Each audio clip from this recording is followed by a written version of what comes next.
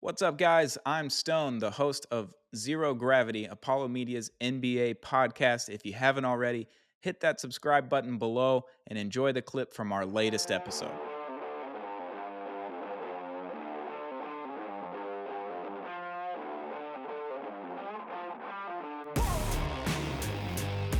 Storming in to the number 4 seed here, the Los Angeles Clippers, if healthy, Yes.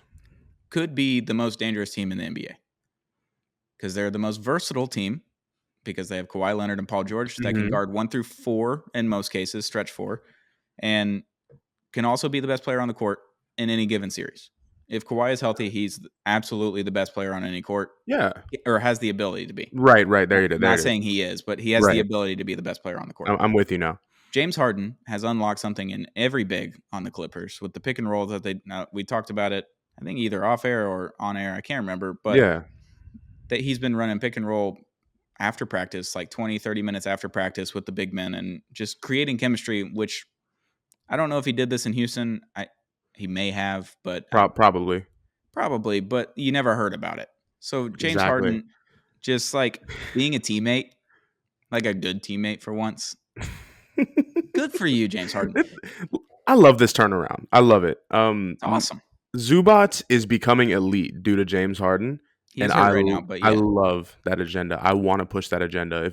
If Zubac can give me 15 and 12 every night, along with some of the 3 best players in the NBA, maybe not Harden anymore, Right. but even Westbrook has been more efficient the past 2-3 weeks. I mean, you're seeing the Clippers really not only just turn it around, but like this could be big for their future. And I don't know, man. I haven't heard much speaking about Mann. I haven't heard about Terrence Mann this year. I don't know. Is he even getting He's on the playing time team. anymore? He was definitely really there. fun to watch. He was a fun guy to watch. The Clippers are really, you're going to see the Clippers be in a position where I can just picture it now in the second round, maybe against Denver, maybe against OKC. They have all the tools to just shit on everybody. Win in 5, win in 6. Maybe not against the Nuggets, maybe not against the Celtics, maybe not against the Sixers, but it's not crazy to call them a top 4, top 5 team in the NBA right now, let alone after the 82 game season, assuming, God willing, everybody's healthy. What are we talking about here? This has they have the potential to be the number 1 team in the West, even if the records don't reflect that. Right. Yeah, they didn't start off the season with James Harden very well. I think they lost their first 4 or 5 games, or 1 and 5, 0-4. something like that. Yep. Yeah, it was bad to start, and we were all laughing at them, us included. We laughed at them on this podcast, and we were like, man, can you imagine making that trade? What a dumb trade. Turns out all they needed was a few weeks of like chemistry building to turn out to be like an incredible team. They're 8-2 in their last 10. They're only on a 1-game win streak, but they're 17-4 at home, 20-11 in the conference, 6-3 in the division. They average 117 points per game. They have a plus 5.6 point differential right now. Like, solid. They're a very, very, very good team. And having elite players like Paul George, Kawhi Leonard, and James Harden able to take the ball at any moment in time is awesome. Because then you don't have to focus on James Harden bringing the ball up every time. You don't have to focus on Kawhi Leonard bringing the ball up every time. Paul George, same thing goes for him. Then you throw Russell Westbrook on the bench.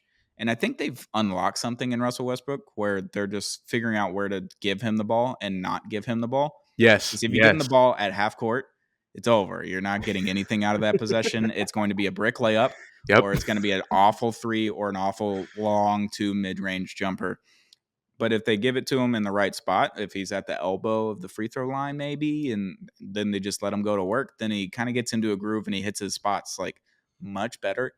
Yeah. But James Harden is the thing that unlocked this team. Is just a very strange sentence to say based on what we learned last year when he didn't make the All-Star team for Philadelphia and then just kind of went kaput. And then also the Houston Rockets rumors starting at Christmas on Christmas Day from Woj was awesome. Never forget. Very, very hilarious for me to watch. But yeah, Harden being happy and being very healthy and good is incredible. The problem is that this team is never healthy. When you look at their roster, James Harden, Paul George, Kawhi Leonard, every one of them get hurt almost every year. And they've played like every game. It's incredible. Like barring like rest days. They haven't had injuries yet. So knock on wood. obviously, that stay healthy. I want them to stay healthy because this version of a team is very good. I just pray to God that that's not the 4-5 matchup with the Dallas Mavericks. Please keep the Clippers away from the Dallas Mavericks Ooh. until like Western Conference Finals. Then anything can happen. But like Yeah. first 2 rounds, I don't want to see the Clippers. I have Man. no desire. They're like the boogeyman. I don't want to do it. That bubble series, that was one of my favorite playoff series in a minute. Luka was 21 years old and Yeah. just fucking destroying the NBA. It was awesome. Exactly. I think overall, a healthy and fun James Harden is good for the league. If you remember, of course, everyone remembers this, the James Harden free throw lore. Everybody was shitting on him because he shot 10, 11, 12 a game. Now we have somebody. Looking at you. Exactly. That's exactly what I was going to say. Now we have somebody else to shit on. Yep. So maybe, just maybe, now that Harden has taken kind of a back seat and he's not the number one guy anymore, this is good for him, good for the team, good for the league. I love the squad, and if the Rockets, shit out and just don't make the play-in, the Clippers might be my squad. Of course, I'll lend you a helping hand and love on your Mavericks when I can, but you don't have to. It's okay. I understand. We're co-hosts, we're brothers. I'm gonna give it to you when I can. I'm gonna help, but I really think that the Clippers will just be beyond different. God willing, again, I really think that the only team that could really beat them, I don't know, the Celtics, the Sixers, the Thunder. I don't even know if the Thunder. The Thunder are young. Yeah. Like, if you put Kawhi Leonard on even like Chet Holmgren, I think that might be barbecue chicken. I mean, Kawhi might get him.